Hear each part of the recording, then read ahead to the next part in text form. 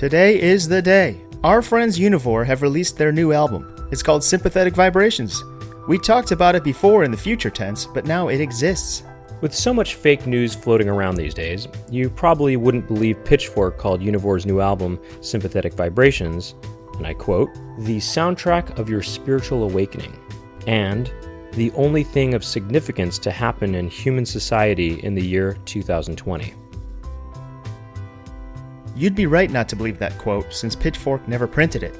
But Pitchfork not saying it doesn't automatically make the statement untrue, especially in the context of what is inside Univore's hearts. And honestly, you shouldn't get all your music suggestions from Pitchfork. While you unwrap that for a minute, enjoy some sounds from Univore's new album.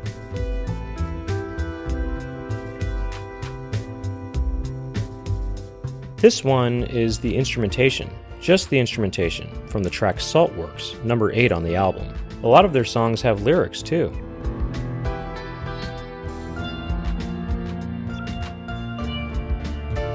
If this piques your interest, you wouldn't be alone. Several other people with taste have just had their interest piqued. You can find Univore's new album, Sympathetic Vibrations, the same place you probably find all your music, on a streaming platform. Next time you're ready to listen to new music, grab a bag of Louisville vegan jerky perfect pepperoni and press play on Univore's new album, Sympathetic Vibrations. It's there just waiting for you. You'll love it. That's Univore's promise. Univore loves you.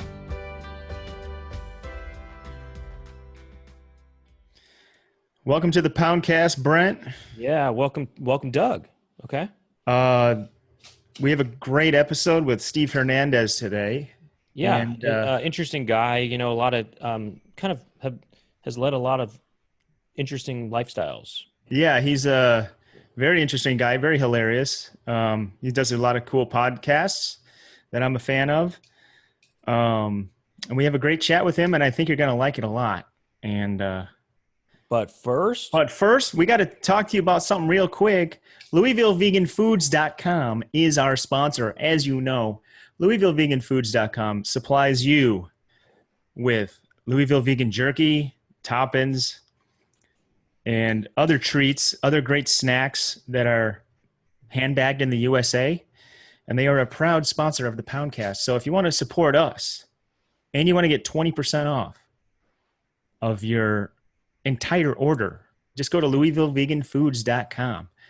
Use the code word Poundcast, and you could get, like I said, 20% off your entire order. And guess if what? that's not good enough, you could just buy Louisville vegan jerky at many grocers out there. We're talking Sprouts, Whole Foods has it. Check your local grocer and demand it. And guess what, though? You want to support the Poundcast, and that's the easiest way to do it. You go to LouisvilleVeganFoods.com, use the code word Poundcast, and get 20% off your entire order. And you don't even have to go to a store and put on your mask and go. And the best part is, shit. It has a shelf life of 9 months. 9 months shelf life? That's the best part. No, That's the best part. That's one of the best parts. It's a cool part. It's not the best part. But it's Look, cool the whole thing is a win-win situation because it's a product I stand behind. And I think it's delicious. And I think you will too. And if you don't, there's no refund. If you want to listen to extended episodes, bonus episodes, if you will, and bonus other little bits. Sometimes I'll put something out there, a little bonus thing here and there.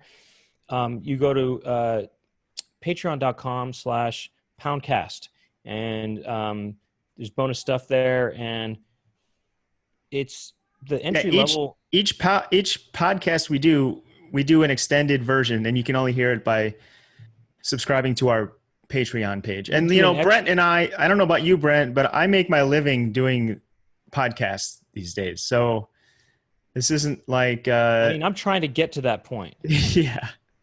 So you'll be supporting us, you'll be helping us out, and you'll also get a great value because when we keep rolling at the end, it usually gets pretty good. So yeah, there's some fun stuff that happens. A lot of fun stuff that happens.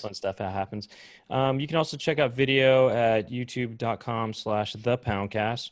And I don't know, Instagram is the Poundcast as well. And Yeah, and there's a Twitter account as well, too. All right. Yeah, we're all over the place. And if you want to support me, you can go to patreon.com/DougPound with 2 G's. You're not going to get anything by doing that.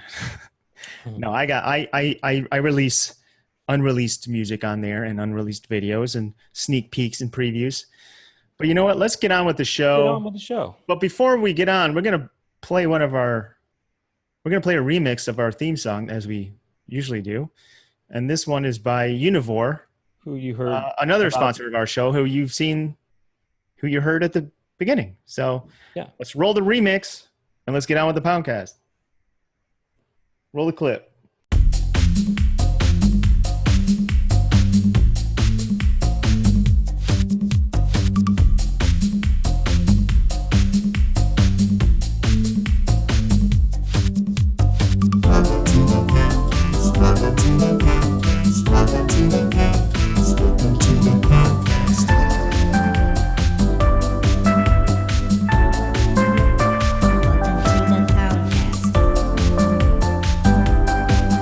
Welcome to the Poundcast.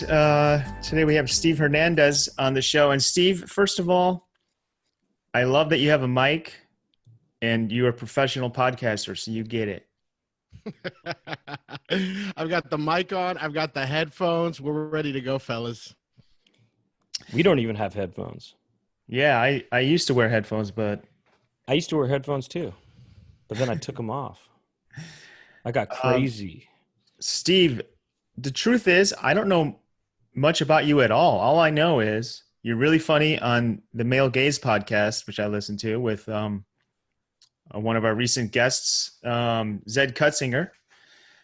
And I said to Brent, I says, we got to get Steve Hernandez on the show. Thank you so much for listening. I'm a big fan. Yeah, Doug, I don't think we've met before. I see Brent once a year. Usually at Andrew Michon's house or in some hallway, and you know we're always very cordial. But yeah, I'm happy to be here. I listened to the Zed episode; it was hilarious. I'm an open book, bro. I've done some crazy stuff, Doug. Whatever you want to talk about, buddy. I know I could tell that, and I like that. So what do you do? What do you do that's crazy? What do you do during this? Well, can I see that painting behind you real quick? What's going on there? Yes. This is a La Dolce Vita painting we found in the trash. My buddy Jack, 20 years ago, his dad is in construction and would tear down like restaurants and stuff. And we were practicing like a band thing. And we found a couple of these huge paintings from like an old restaurant. That's pretty cool, right? Yeah. Is that an actual painting or a print? It's a painting. Huge. Wow. Very cool. Yeah. Dude, you know what, man? I'm just keeping busy, bro. I get up, I go for my walk, try to get an hour in every day. I have 3 podcasts. I take care of my girl all the time, always cooking for her. You know, we're always having sex. And that's 6 years. It's not like, you know, what's the longest relationship you've ever been in, Doug? Ooh, the tables have turned. Probably 2 or 3 years, I think.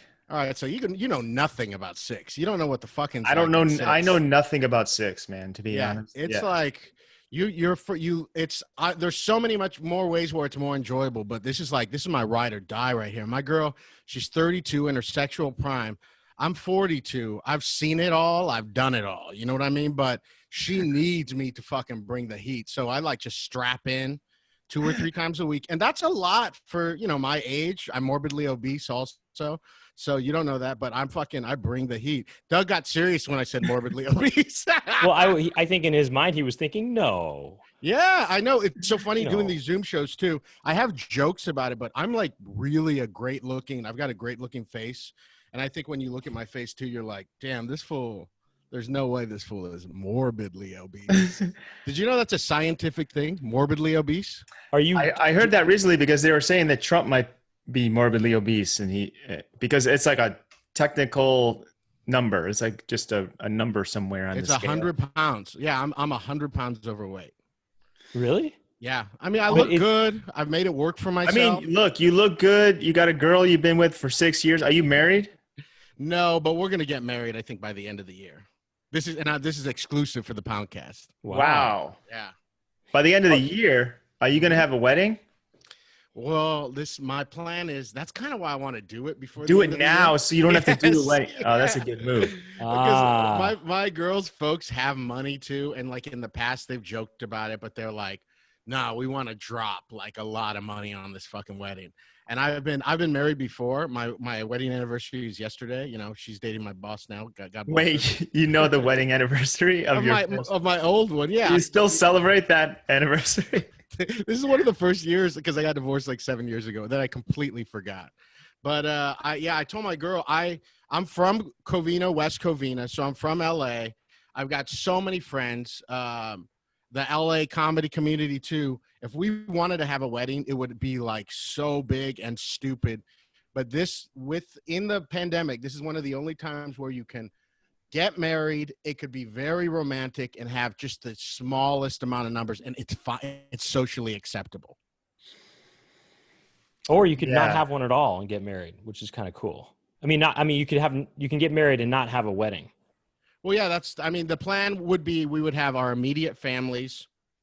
And also, too, it is dangerous, I think, to have a lot of people, too. Yeah, But we would, just do it now. I mean, that's a good plan. Take advantage of the situation. If you know, unless you want to have a big ass wedding with like a million You people, could do a that's Zoom. right. You could do a Zoom You know, meeting with 300 your girl's got the father of the bride. Sounds like he can.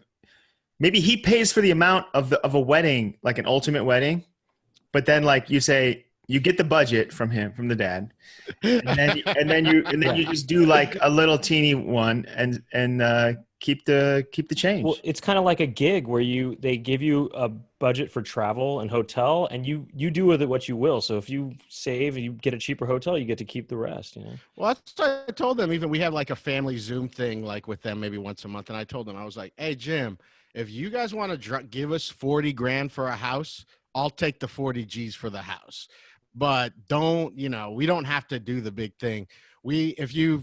I don't think, Doug, I don't think we follow each other on any social medias, which I'll fix after this, but my Instagram's fucking straight fire. So I want to, for sure, for our wedding, I've got it set up. I've got our engagement pictures. I'm not going to tell you what I'm going to do, but we're talking 1,000 likes min on like these engagement pictures I have in my fucking head. I won't tell you guys that because when I drop it, it's going to be fucking fire. Wait, You don't so want to give us just one? You're not going to reveal one engagement? Just one, picture only again? one. Because it's a series and it's good. Are So you gonna that's put just the ring? Are you going to put a ring on your tongue or something like that? no. Like you get on your knee and you're like stick your tongue out, and a little ring on it.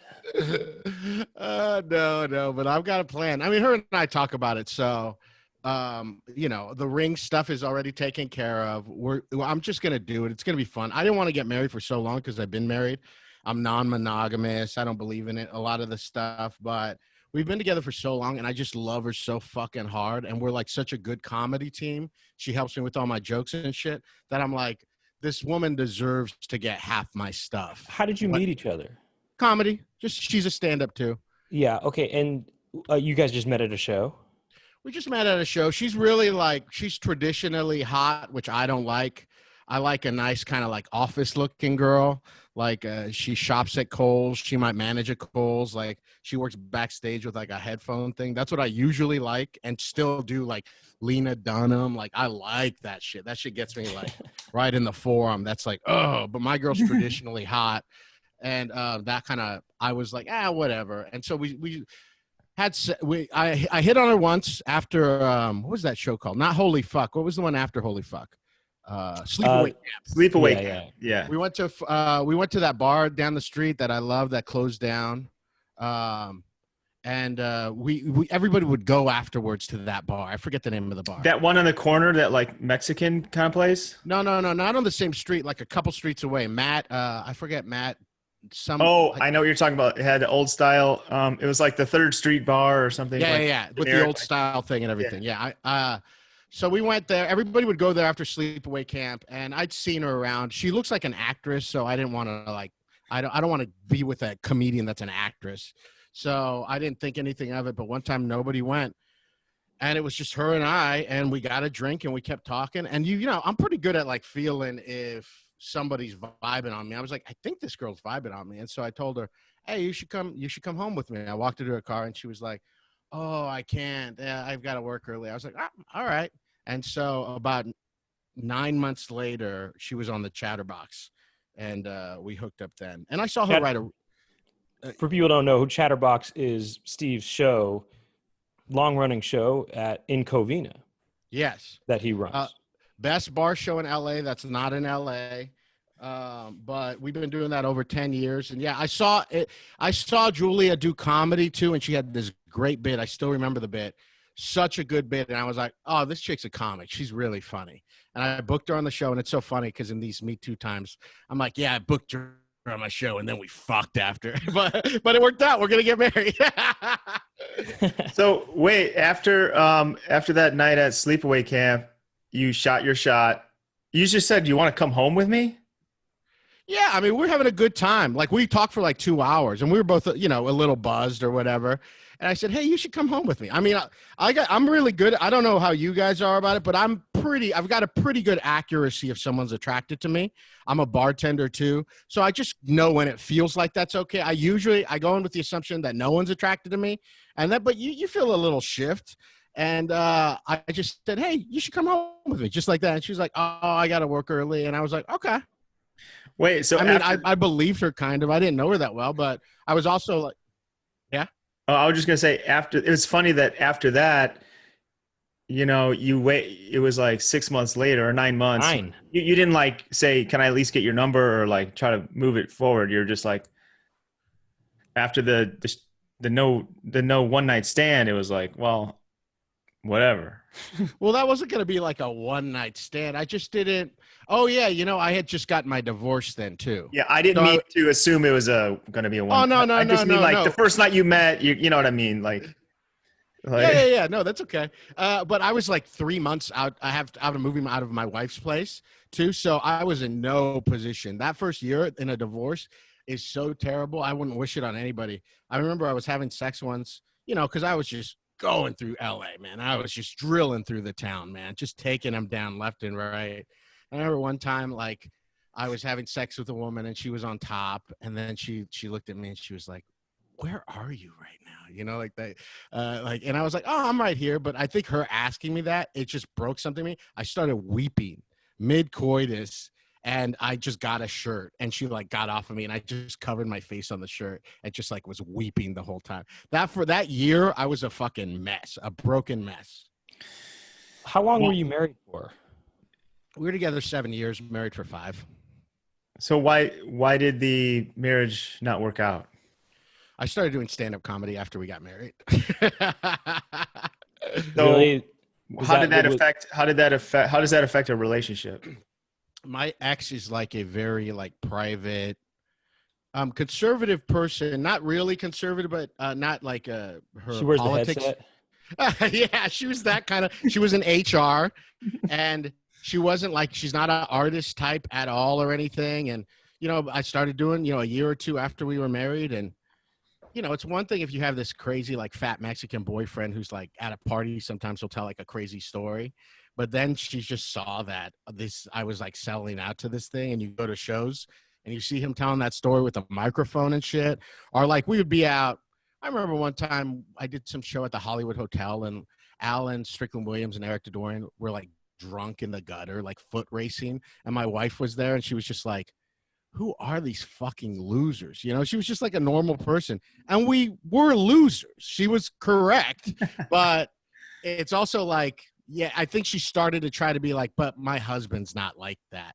And then it slowly started to be like, oh, I think my husband's like this, though. Wow. Comedy kind of tore you apart a little bit, huh? Yeah, it was rough, man.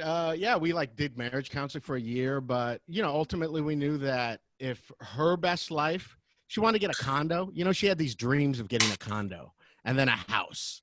Like her folks were that way. And I remember we went to go apply for a loan for the condo. And we left afterwards, and she was like, she was like, how come you're not more excited? And I said, listen, I'm never going to be that excited about this fucking condo. I was like, I know this is your dream, and I'm excited for you, and I'll do whatever you want me to do to be a good husband and all these things. But how you feel about this condo, I'm never going to feel this way about this condo. And so we just like knew that if her dream life at the end, when she's 65, my dream life at the end when I'm 65, they're just going to look, they would look so completely different that we had to call it. Were you monogamous in this relationship? No, we were open then. We were open. We, from the start, she's the first person who like got me thinking like that. I mean, I used to be a pastor. So even when I'm, whoa. yeah, I used to be a pastor at a mega church called Faith Community in West Covina. So I was about 23 years old. Hold on a second. Yeah. Well, can I back up a little bit before we go into that? Sure. What is your dream right now when you're 65? Like when you're, looking ahead 20 some years? Just regular Hollywood stuff. But ultimately, like if I love relationship stuff. When I'm non-monogamous, but I'm not like I haven't drank in 2 years, so I'm very like good about who I choose. I'm not creepy or anything. When I was married and we were poly and doing all that stuff, I was just a regular sneaky guy. Like whatever kind of stereotype you think about a poly guy, I was like that terrible of a person. Now I do know, like let's say I got rich, I would love to have like 2 or 3 live-in lovers. I would like to have kids with like multiple like people. I don't think any of these things are going to happen. I don't believe that I'm going to hit the Hollywood dream. But if that was, I would be writing a show, I'd be doing stand-up, and I'd have 5 podcasts, and that one to me would be the dream. Okay, back to Brent's question now. Wait, so actually, it's funny. Real quick, so you were non-monogamous on the first marriage too. Yes. How does that? Was that decided before you started dating your first wife? Like, was that a thing? Was that a thing you were like already did before that? She had been like, no, absolutely not. But I was like, I was kind of like a off and on person. So I date someone and then I break up with them and like hook up with someone else and then get back with them. I remember my ex had been kind of the first person who met who was like, she had done a ton of things sexually. So threesomes like with a roommate, like group stuff, like just crazy, just like a good looking, like more well-off white girl from the suburbs is going to fucking have fun in college, like that kind of shit. And so I remember she told me the first time she told me that she had a threesome, and I was pissed. I'm still like kind of like Christian in my heart, not in terms of theology or anything, but kind of conservative about that stuff. And I was just so that she did this to me before she met me. And I remember, but then I was just, something in me like turned, and I was just like, dude, if you just treat her like an equal, you would love to have sex with 2 girls at one time. So what's the fuck? And that kind of owed us in a way to start thinking about threesomes. Then we started swinging, and then I found polyamory. So,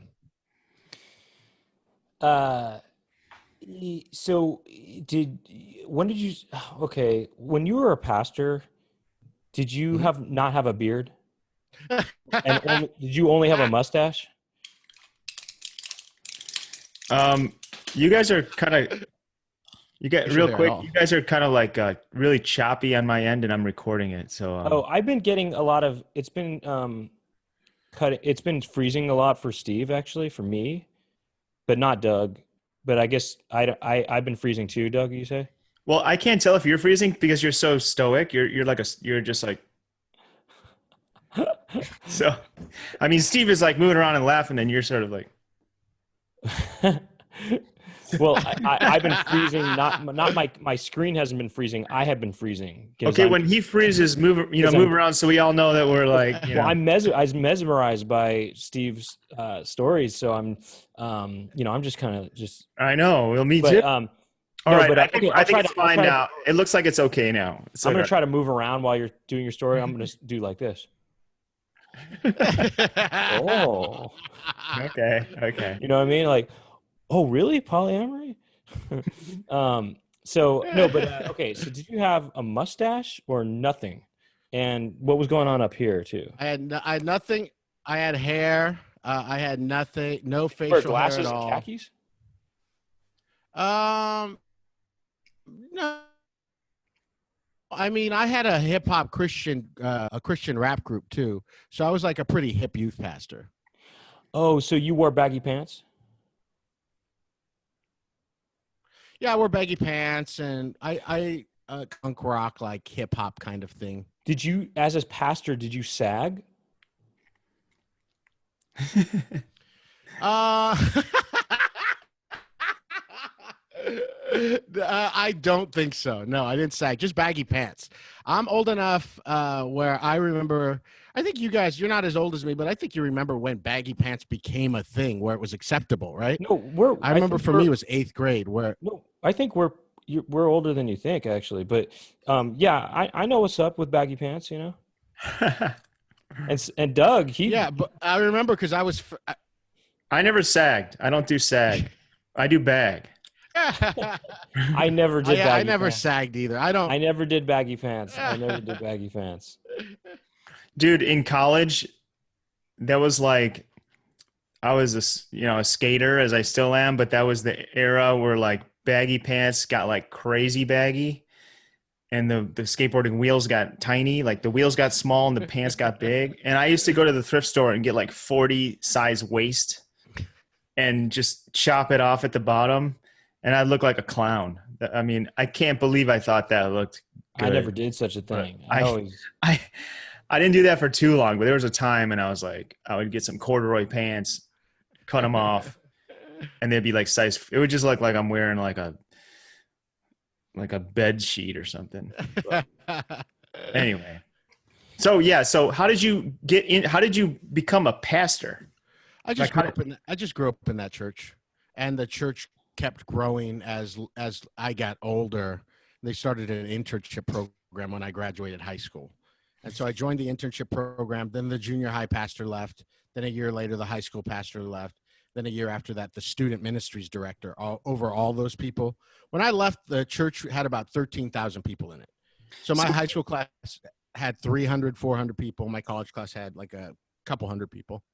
So were you up there like by yourself with the Bible in one hand and just laying down the wisdom for like 1,000 people at age 22? For like 200 people, yeah. Oh wow! What kind of stuff? How did you know? Did you have to like write a whole thing and like come up with like a theme and lay it down? Yeah, it's like the absolute same thing as writing jokes. So to me, like it came from the same place. So even now, that thing I used to call the Holy Spirit, where I'd be like, oh, the Holy Spirit's going to tell me what to do. That same thing, it's some part of my brain, is where I get my jokes from as well. So you just come up with a theme. Like I write jokes very essay form where I have an overall theme and then I back it up with like 3 supporting jokes for this chunk. And so it would be something like that. And you try to come up with like a 4-week plan, teaching plan, so that you like, but yeah, I would talk for 45 minutes, 50 minutes for like every week. Wait, did you have jokes? Yeah, I would tell stories. What so was I would it just funny? tell all these stories. Yeah, I was a funny pastor. That was my thing. And I would tell all these funny stories and talk about the Bible. And then like the way you teach, the way evangelical Christians teach is like kind of shady, because I would come up with the idea and then I would go to the Bible for the points. So I wouldn't be like, I think one should go to the Bible and say, oh, this is what the Bible's saying, instead of the reverse. But then I would like say all this funny stuff. I would be like, hey, you guys ever get lonely? Like shit. And then I would save them for Christ. Were you allowed to say bad words? No, but I might have said shit a couple times to like rouse them up. To also exude your hip hop angle on being a pastor, right? Broke a couple of Eminem CDs in my time. So do you have any like did you touch people's heads? Jokes? Do you have any like early jokes or anything from when you first started doing stand up that you did like as a pastor, or do you have any like that you can tell us now that aren't like super long stories or anything? No way. Absolutely not. No way, man. I would just tell stories from my life and shit about being fat or my first kiss and all that kind of stuff. Did you have like a wild, like when you were growing up, did you like live a wild life, like get involved with the wrong kids or anything like that? Nope. I was a Christian all the way growing up. That church that I grew up, we started going there when I was 7 years old. And there's 500 people. And like I said, by the time I'm showing you that I'm not breaking 14,000 people. It's terrible, huh? Okay, good. Yeah, I wanted to prove that I was not freezing. I know. Just so you went there. You started going there when you were 7. You were like a good kid growing up, and then you became a wild man. How did you get out of the church? I mean, did you kind of give up Christianity, or do you still kind of believe, or do you still go to church at all? And do you still listen to Christian rap? I'm writing a pilot about putting my Christian rap group back together. So I have been getting back into Christian rap and writing rap again. I just wanted to. I was starting to drink by myself. I would get like drunk sometimes. I couldn't go to a bar because I was a pastor, and I was having sex with my girlfriend at the time. And so for me, I was like, I just was like, I shouldn't be pastoring if I'm sinning this. And so I just quit. And I asked them, they were like, you're too good of a pastor. We don't want you to quit, but you obviously need some time off. Do you want to stay here or do you want to somewhere? And I was like, well, I guess I'll go somewhere. And so I went to Ecuador for a few months, and I lived in Ecuador, worked in an orphanage. And when I came back, I said, I just really want to quit. And then they said, okay, well, it's okay to quit, but you can't come to this church for at least a year. And I said, okay. And then I kind of spun out after that. Yeah, because I was involved with like a Christian youth group all through high school, Young Life. So what I was city like, did you grow up in? East Covina. No, I'm just kidding. Darien, Illinois, just like Chicago suburbs. But it started to, when I got to be like 17 and 18, I started to like really have this like boner, this big boner that I couldn't get rid of. No, it was like cognitive dissonance. I guess you would call it cognitive dissonance, where I didn't really believe, but I liked being part of this like Christian group, but I didn't really believe what I was telling myself I believed, and it was driving me nuts. And I remember one day I just said, all I'm going to do is not think about it anymore. And just like, I wanted to explore the world a little bit that was restricted in the Christian world. Did you ever I wanted to smoke pot, basically. Did you ever feel, when you were involved in that youth group, did you ever feel the presence of God? Great question. I think I felt something like that. Yeah. Did you? Yeah. I mean, it's different stuff. You would call it's different things now. It's just like I described the Holy Spirit earlier. It's, there's times when you're having conversations with or when you're with your family. Can you repeat that last section? There's times when you were what? When you're like fucking like with someone you love or someone new. Sometimes when you're like with family or when you're on stage, where that same thing, I think that I would have called the presence of God before, that I call that now the presence of God. It's just a feeling of feeling connected and feeling good and feeling fun. Mm-hmm. Yes. Have you felt the presence of God with us so far on this podcast? Not with this internet connection. I'm so sorry, guys. Yeah, actually, no, that has been messing with the presence of God a little bit, the internet connection.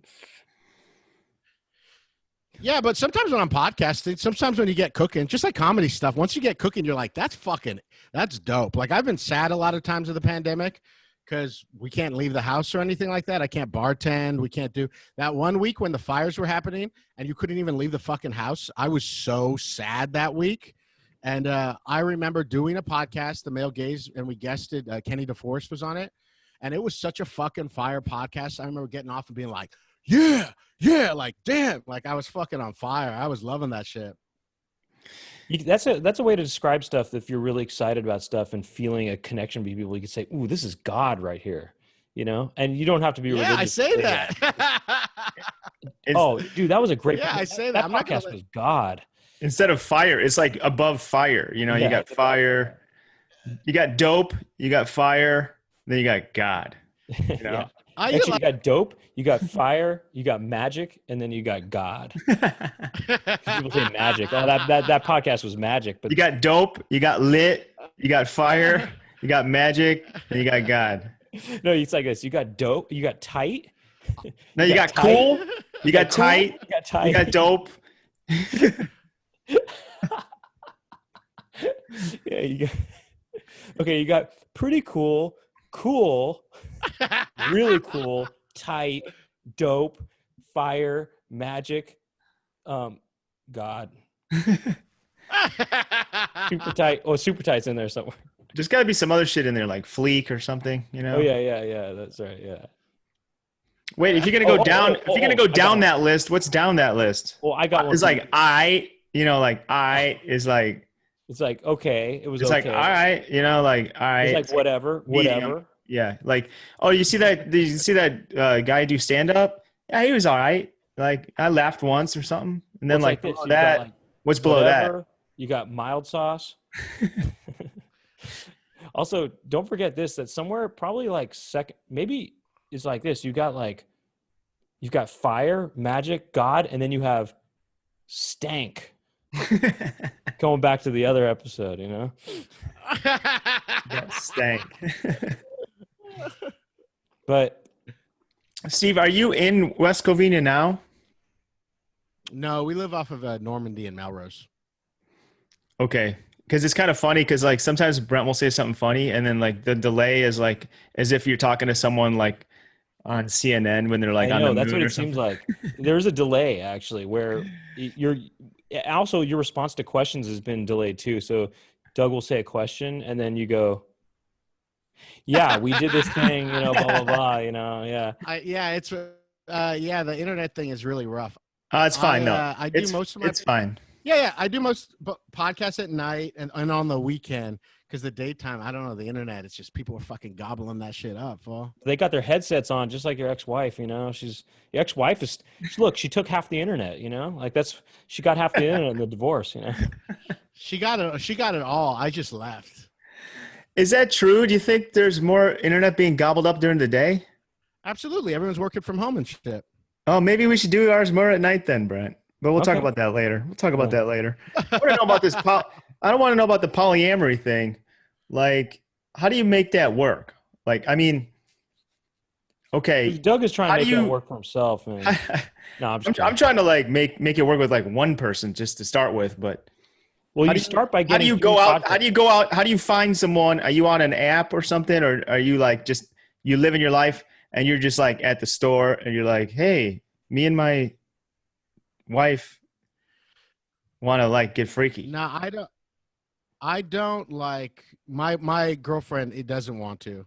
She's pretty monogamous, but I've kind of been like this long enough. And, you feel like such a fucking creep even talking about it. So I don't even like doing that kind of stuff, apps, any of that shit. So I'm very fortunate I talk about it in my comedy. I talk about it in all my podcasts. So I'm fortunate enough so that women will reach out. And also I'm old enough too. So I've had women that I've been sleeping with for 12 years or 15 years. And if you have like 3 or 4 of those, that's like pretty good. A couple of times a month, like and with your main squeeze, that's like as good as you could hope for, I think. I'm wondering, those women, they don't want to have like a relationship. They're cool with just like hooking up once or twice a month for 12 years. From me, yes. There are most women. I've found generally most people want a life partner. They want someone to like share with and to build a life with. And I completely respect that. That's why I don't try to even talk to most people about it, because I assume that you're not into this kind of thing at all. But there's enough women where they know they love my girlfriend or they love how we are. I'm very online with my girlfriend. Like if you guys look after this thing, I got a nice picture of her butt on my story and shit. But I'm so online with her that women are like, man, I love how online he is with her. I love what they got. I wish I could have that. But they're also like, it's cool that we fuck though sometimes. And they'll talk to me. I've had sex with women and then they'll talk to me about guys they're dating or something like that right after. It's just very defined. I found that the more you love them, the more I love my girlfriend, who's going to be my wife, the more it allows women to understand, oh, he's taken already. But then there's this still fun thing that we can do. Wait, what is your social handles? We'll get that out of the way now. We'll also put it at the end, but. Oh, sure. I'm Hernia on Instagram and Big Hern on Twitter. Pernia or hernia?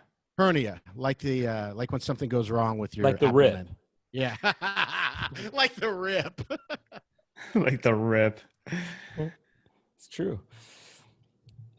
So your girlfriend doesn't want it. She doesn't want to be polyamorous? No, she's like, no.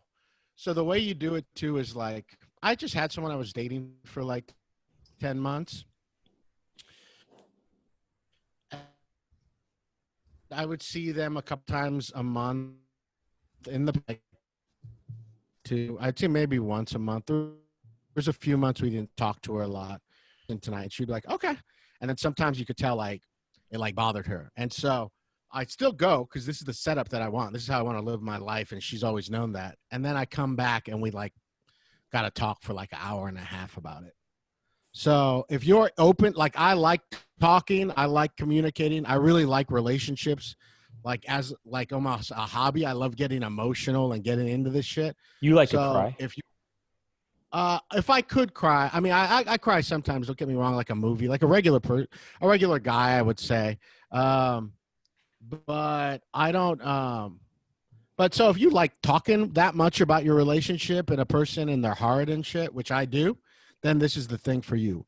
Because it's not really about fucking that much, really. It's about just being intimate with other people. And you like to just out of curiosity, I mean, are you interested in men at all? Or? Yeah, I'm queer. I've had sex with a bunch of guys, but I haven't had sex with a guy since I stopped drinking almost 2 years ago. So I am worried that's going to expire. I haven't like soberly sucked the dick like on a Tuesday or anything like that. So like drinking kind of makes you a little bit kind of gay. I would say that I think I'm kind of gay. But drinking makes it easier for me to do. And Molly, and then you end up doing Molly and Coke. Drinking makes you gayer. Yes. I'm kind of gay, but drinking makes me really gay. Yeah, I'm not attracted to guys like romantically and yet a way that I've explored yet. But just physically. But like, yeah, I like fucking. I like getting taken from the back. It feels fucking dope to just get rocked. Sucking a cock to me is like eating pussy. I like to make people happy. I just fucking like, wah, bringing the heat any way I can. So yeah, I mean, that's all there. We'll see what happens. I think I will start to try to date men romantically. If I meet someone, all of this stuff is like, if I meet someone now, I'm not going to go after it because I'm so busy and it's so fucking, I'm just not going to try to make anything happen. But if something comes up, I'm absolutely down to do that. What kind of guy do you like? You have a type physically? Do you like a headset? Do you like a headset looking guy like in the office? I probably like a guy that's bigger than me. Do you like a Lena Dunham type guy? I don't think I would. I'd probably like a fat, tall, like big guy with a beard. There's some Mexican guys that look kind of like me that I would be like, that'd be dope to kind of like fuck yourself. And my friend Jonathan sent me a picture and he's like, I thought this was you. And he's gay. And it was this guy who looks like me, but a little buffer. And like his cock was out. And I was like, yeah, that'd be sick. So you're laying it down with your girlfriend of 6 years, 3 times a week. I'm going to say 2. We'll get 3 like every other, but for sure 2. Okay. That's still a lot, I would say. And yeah. then you got this other, you just seem really charged up. How do you keep it going? What's your secret? Yeah, how do you have the stamina for anything else? Anyone else? Dude, it's just all about intimacy and an emotional connection. To me, I'm not trying to, Presence of And God. And it is about that's what I'm chasing after. I'm chasing about being one with people, feeling the presence of God. Butt plugs really transformed. I know you motherfuckers are never going to try a butt plug, but I know I've just admitted to be queer and shit. So you're like, oh, that's why Steve likes it. But I'm telling you, it took my game to the next level. I've got a 5-inch vibrating butt plug that my girl got me about 1.5 years ago, and masturbating and fucking, I come 5 times harder. And that's available to you guys. I mean, you could come 5 times harder. For limited. Now listen, I installed a bidet recently. Yeah. And it kind of feels good on your butt. So don't be judging me saying I would never try a butt plug. Hey, you could judge me. I'll do a butt that. plug. I'll have Brent. Brent can operate it. No, you just get the butt plug. I'll blast them. Wait, do you operate it yourself or someone else runs it in there? No, you it's so funny. I got a 5.5-inch one that my girlfriend got me, and it's like a good one. But then I was like, I want to try a bigger one. So I got a 7-inch. It's not vibrating. It's just a 7-inch one. That's the length. That's not like the circumference. Yeah. Just a big can of peaches worth of cock up my butt. No, but I got that big one, and I use the butt plug during sex. So we got a little routine worked out. You know, do this, then do this, do this. But there's a point where it's like, all right, it's my turn, and I lube up my butt, and then I lube up this 5.5-incher. This is a nice butt plug, $150 butt plug, and then I put it in me, and then my girlfriend starts. She goes down on me, and then she gets on top. You guys, I cannot stress enough how fucking dope this feels. Like next level, right? Like even the blowjob. Dope or lit or God or stank. Sick. Stank. Oh, it's like okay. But yeah, I mean, and you just come super hard. So I'm telling you, Doug, if you're open to this, Brent ain't ever gonna be open to this shit. But Doug, really with your girl.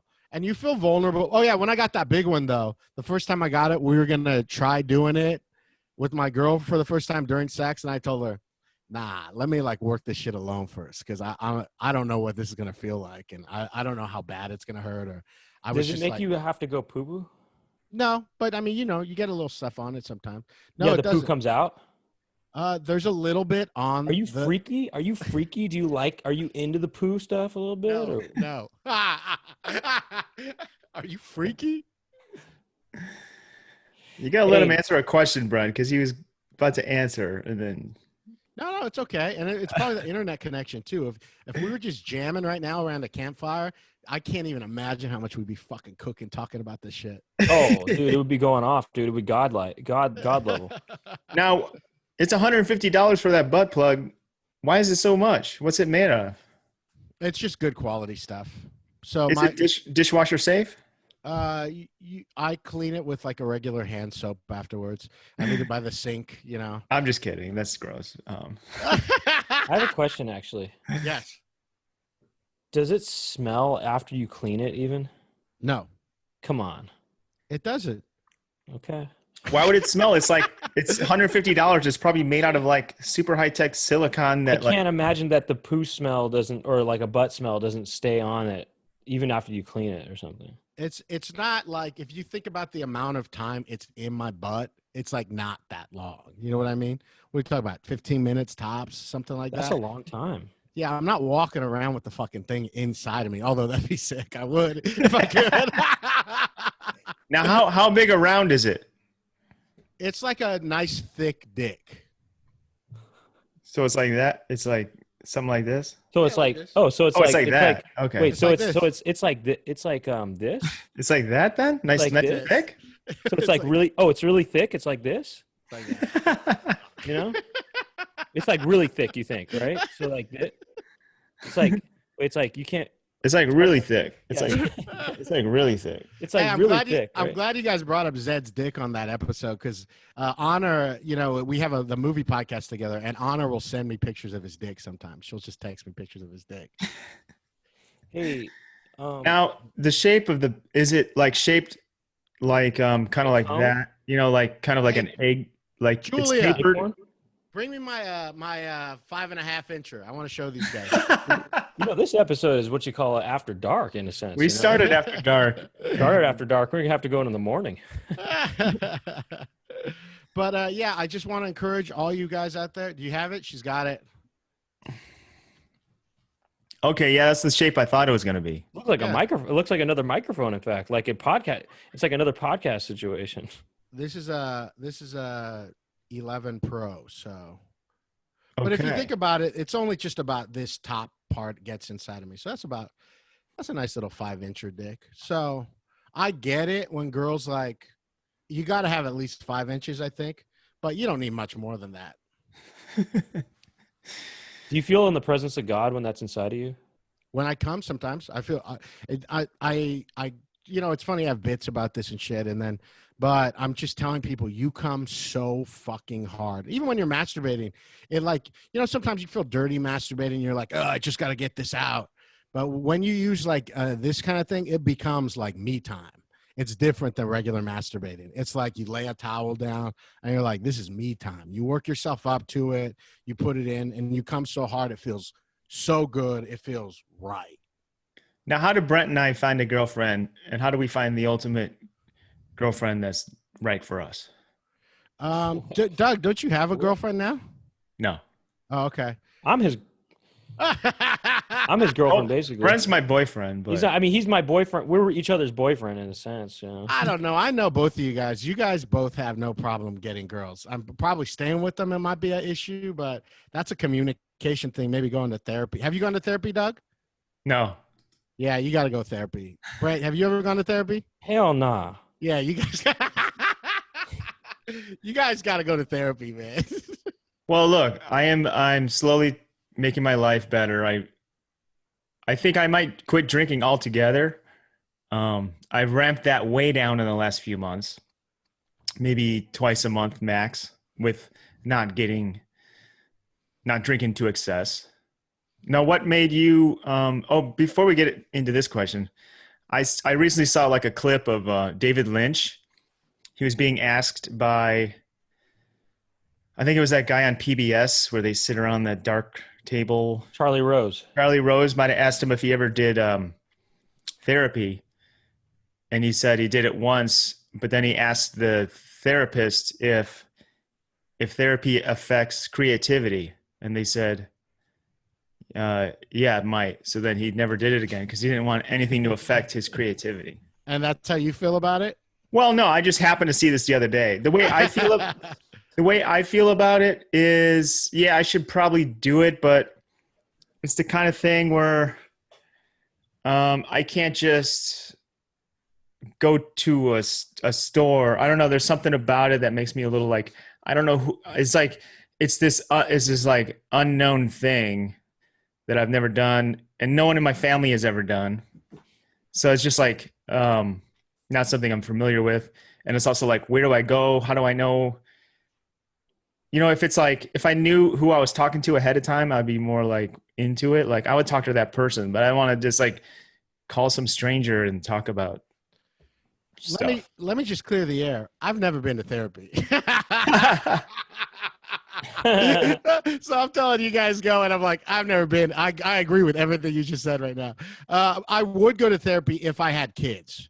To me, I was like, oh, that's something where I can't even begin to understand how fucked up I am. And I want to make sure that I'm like dealing with shit that my dad gave me too. So, but for right now, all my friends and family and my girlfriend, everyone seems to be okay with how I conduct myself and how I communicate. So yeah, I was just, go on. I mean, I am always kind of like looking within and trying to. So am I. Trying to discover what's, Brett, do you feel like you're always looking within too? Certainly. And I definitely talk to friends and, some close friends, and I have breakthroughs. I think I have revelations that I might have in therapy, but I prefer to do that on my own or with someone close that maybe like knows me better or something, but I I don't know. That's just my preference, I guess. Yeah, I don't think that's crazy. Zed and I talk about this shit all the time too, where it's like, I think, and we're a bunch of fucking guys that aren't going to therapy, but I think if you get stuck on something and you've exhausted your friends, then you should go speak to someone professionally. That to me makes sense. But if you're talking to your friends about it and you're having breakthroughs and you're not stuck on things, then I think you're okay. I think friendship was the first therapy where you're talking shit out. That's what friends are for. I have breakthroughs all the time. Yeah. What was your latest breakthrough, Brent? There was this piece of cardboard that was hanging up, and I just gave it a punch. It broke right through. Oh, come on. It was awesome, man. I felt so strong. Oh, come on. It was like two pieces. It was a double piece. Nah. Come on. My last breakthrough. I'm trying to think of what that might be. Well, I can't. I gotta look. I write them down. I write stuff down. I journal many days. I try to do it every day, but I can't do it every day. But that's kind of a form of therapy. Is like the morning journaling. You just kind of like stream of conscious, write down things. Yeah, that kind of helps. I don't do like that. I just write things down that seem like important thoughts. Like I don't just write down whatever. You write down jokes. I get it. No, yeah. Important thoughts with Brent Weinbach. The last, and it's like the last breakthrough I had was I had this thought that, how come, pennies don't work in, no, just kidding. Like, I don't know. It's like some comedy bit or something like that. How come pennies don't work in anything except for, they don't work in anything actually. No, I write down dreams sometimes. Those are crazy. Sometimes those can be insightful. Now, Steve, why did you quit drinking and how did you go about doing that? Yeah. I had just been, I started drinking, like I said, back then. I've been a bartender and stand up and all that stuff. So, and my girl, she loved to party. Like we would have such good times going to bars and like getting drunk, but I would be getting drunk 5 times a week, sometimes the way it was set up. And, I used to black out all the time. And the recent years, I wasn't blacking out that much anymore, maybe once or twice a year, but then I just blacked out. The last time I did it, I blacked out and I was just mean to somebody at a party that I didn't really know. And I woke up the next day and I just was like, I felt so bad. And that is so not who the kind of person I want to be, that I just like laid in bed all day. And the next day I went to a meeting, and then I don't go to meetings anymore, but those first few months I did. And now it's been almost 2 years. So I just don't go on. What did you do? What do you mean what I do? Like what how were you mean to somebody? What I just said some like gross stuff to a woman that I barely knew. What was it? You don't want to say? You don't have to say. I get it. Hey, I get it. No, that's doesn't remember. No, absolutely not. I was blacked out. I didn't remember, but I heard from a friend later on what I said, and it was like it was like a few months after I'd quit, and then a friend told me, "Do you know what you said?" And then told me, and I went like, I was like, it was like so sad for months. I stopped doing stand-up for a few months. I didn't even do the chatterbox. I told them, I'm just stepping down. You guys take over for a while. I want to make sure this no drinking thing sticks, because I think when I drink, I can be, I'm a menace to people. So I want people to think I'm taking this serious. I want to be serious with myself. So that's what I did. It's been almost 2 years. And I'm grateful. It's changed my life for the best. It's freed up a lot of like thinking space. And Doug, probably, when you get fucked up now, the hangover lasts a couple days and you're just foggy, and it just clears me up and opens me up for a lot of thoughts and other things that I wasn't open to before. So I really am grateful for the whole thing. Yeah, it's great. I really love not drinking, because even if I have a couple of glasses of wine now, I'm not like hungover all day, but I still kind of feel like I lose again an hour the next day or something. I don't like losing any time in the future to like feel amazing and like God one night. I'm exaggerating. I'm not saying it's like God. God. What was I going to say? You know how you seem like a very sexual man? Yes. Has the non-drinking has that been better for your sexual experiences? Do you feel like you're getting more out of that, or what? It's different. I think I had crazier sex, group sex, all this stuff. You just get into fucking people that you probably wouldn't fuck. Like I'm pretty like I only want to have sex with people that I generally like as people, and even I would go as far as say care about. And when you're drinking, you don't give a fuck generally who you're fucking. Like you're like in it for the good time and to have. So I would say that my kind of like freaky experiences have gone down. But now I'm a much better person because ethically I am truly only having sex with people that I want to have sex with, and that I'm conscious of that it's okay to have sex with these people. They're not going to like, I don't have to worry about damaging their heart in any way. They understand what the deal is. I'm just more conscious. So I do have less crazy sex, but the sex I do have, I think the quality is probably better. But your boners don't get harder now that you're sober? I probably get harder now. I would say I get pretty hard sometimes. Mm-hmm. That'd be cool if they made a butt plug that you had to make it hard. Like it starts off as like kind of like a jelly thing, and then you had to. I bet they have that. I don't know. Like when it warms up, you got to earn it a little bit. You know what I mean? You got to earn it. No, when it warms up, it gets harder. I will tell you this. I think, and it's not because I think it's just I haven't sucked that many dicks comparatively. But damn, sucking a dick, it takes so long to make a guy come. Like it's like I'm like, God damn, you're still not fucking coming yet, and I'm just hanging out down here. It's rough. You feel bad for these ladies that have to do that, huh? I feel bad when a girl has to give me a blowjob or they want to give me them. I've only come from a blowjob probably 5 times in my life. I just feel too bad about the whole thing. Were you sexual as a pastor? I mean, or in the church, were you kind of sexual? No. I mean, I had a couple different girlfriends, and then we ended up. Did you have an awakening at one point? Just, I mean, I told you with my ex-wife. We started after I found out she was bi. We were like, okay, well, I guess we should try to have threesomes, but you feel like a creep trying to make people have threesomes. So we were swingers. I think that year of swinging, it like really completely opened me up. How do you do swinging? I don't know how it's doing in the pandemic, but there's different parties and different clubs that you can go to that you bring out. The first one I went to there's a lot of stuff in like Riverside and shit like that. But the first one we went to was at a mansion. You paid $80. This is probably 15 years ago. You pay $80 and it's a huge like mansion. There's like a section that's like a club with a dance floor and stuff. Everybody brings their own booze, and then you give it to a bartender and it has your name on it. And then you just go and order drinks from that person. And then there's just all these different rooms where shit's going on. Does different rooms have different stuff? Yeah. So the first one we went to, we went to this party. There was probably 120 people there. And then like we were started wandering off. And there was this one room with like a bunch of just like mattresses on the floor. And it was kind of more in the wide open and kind of like a living room type of area. And people were just kind of kissing, and the swing communities like totally dominate. Like the women are in control of everything. So the women go up to the other women and they talk. Guys are like, it's very like guys have to lay in the cut. Like they can't be creepy or anything like that. Women are in control of the whole thing. But you could say, hey, can we play with you? That's what kind of you would say. So we went to that. What if the guy brings a flower? I think that would go a long way in the swinging community. Okay.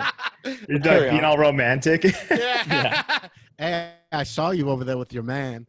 And so we saw that little thing. The cool thing, because when we said we're like, we don't want to have sex with anybody the first time, but then we went into this room and there was like 3 beds across on one side of the room, 4 beds across on the other side of the room. There was this big bed in the corner, and like 3 couples were all fucking. But then me and my girl just started screwing around on one bed. And then at one point I was fucking her doggy style. And on the other bed across from us, another woman was getting fucked doggy style. And me and her were making eye contact. And I was like, this is the coolest fucking shit I've ever done in my life. Isn't that so sick? I thought you were about to say, I was doing my thing with my girl, and then there was a little tap on my shoulder. I turned around. There's a guy with a flower. And he said, this is for you. He said, this is for you. That'd be cool if there was like, if you could go in, like, Brent, you should go to the swinging parties and be Not sexual at all. Just like a nice guy with a flower. Just kind of like. They don't let single guys in there. They don't let single guys in at the good. Yeah, but can a single guy go in with just flowers? And he doesn't fully clothed, not sex. He's just like Khakis. Yeah. He's not even going to do anything weird. Or, not weird, but no sex stuff at all. No masturbating or anything. Can a guy walk around, a single guy, what if he has a butt plug and he's like, look, I'm just going to. Well, what if he has a chastity belt on? I just want to plug somebody. Nah, that's very like no creeps. We did go to one the first time that was like they let single guys in, and it's just disgusting because it's just all these creeps and shit. Then they outnumber it. You always have to have a woman with you, and so it's like very trying to make the women there feel safe. But what if the guy wears a white gown and has a halo kind of on a wire above his head, and he's coming in like this, hands like together like this, and he comes in and he is not trying to do anything sexual. He's come there to just bless people and I bless you. What if I wore a priest outfit? No, you can't do that. This all sounds fun. This sounds like Studio. What was it? Studio 55. What was it called? Studio Ghibli. 54. Yeah, Studio 54. This is the kind of shit that had going on there. I do think that sounds fucking sick to me, and I do think that would be dope, and like that would ramp up the shit. But a lot of these people are very like normal, like suburban people, so they don't like weird shit. They don't think of this. They don't think of swinging as weird shit. They think of it like water skiing and like boating, like it's like a fun activity. Yeah, I heard something about that. Like swinging is like suburban kind of stuff. It's like wild stuff for normal people, quote unquote. Yeah, it's fun. I would absolutely be down to get back into that. That would be fun. Now, when you're there, one more question, then we're going to have to wrap it up. I have to keep this episode kind of tight because I have a Zoom show later. But anyway, would you want to hang out for the bonus 30-minute section, or do you got to go? Yeah, no, it seems pretty good. It seems like we got our the internet working better now. So yeah, it does sound like it unthrottled a little bit. Dude, we're approaching God level here. Yeah, wow. So I'm down to hang out. Last question though. When you go to the swinging party, is everyone just like fully naked, or do you walk around and then get naked later? And also, do you ever wear a butt plug? I'm serious too. I have no idea how that works. And also, do you ever wear a butt plug that has a tail on it? Go on. No butt plugs at these things. It's very like hetero. Women could hook up with other women. It's like usually expected, but it's very hetero. So even a guy even thinking about putting something in his butt, they would be very against. No, there's sections, like I said, and one of the most famous swinger clubs in the world is called Freedom Acres. It's in like Lake Paris or something like that, and that's like a real club, and they have a whole section. Do you remember that place called Kid Space in LA? There was like all these crawly cubbies and stuff you can go through. Brent, you remember that, right? I go there every day. I give flowers to the kids. I tap them on their shoulder when they're about to go down the slide. I go, ding, ding, ding, ding. A flower for you. It's straight up like they built like it's like a playhouse with all these cubbies, and you crawl in these rooms and stuff. So that section, there's someone just guarding that section where it's like you have to go in with a woman. That section is like full on sex, naked shit happens out there. But the club section, everyone's wearing clothes. All right, we're going to continue our conversation with Steve Hernandez. This was a wild, fun episode. And Thank you, who knows? Steve. Maybe After Dark is going to be more about, like math and stuff like that. Yeah, like flowers and it's going to be about flowers and math and baking chicken adobo or something like that. Who knows? It's like reverse. We're going to flip reversed. Yeah, maybe we go after light. So if you want to, support us a little bit and listen to our, extended podcast, just go to patreon.com/Poundcast. And Steve, where can people find you on social media and your podcasts? You can find me at Big Hern on Twitter, Hernie on Instagram. I have a religion ethics podcast called Who's Your God with Amy Miller. I have a movie podcast with Zed Kutzinger and Honor Nezzo. And then, of course, my horny news podcast, The Male Gaze with Alan Strickland Williams, Brody Reed, and Zed Kutzinger. All three of those, check them out. You'll have a good time.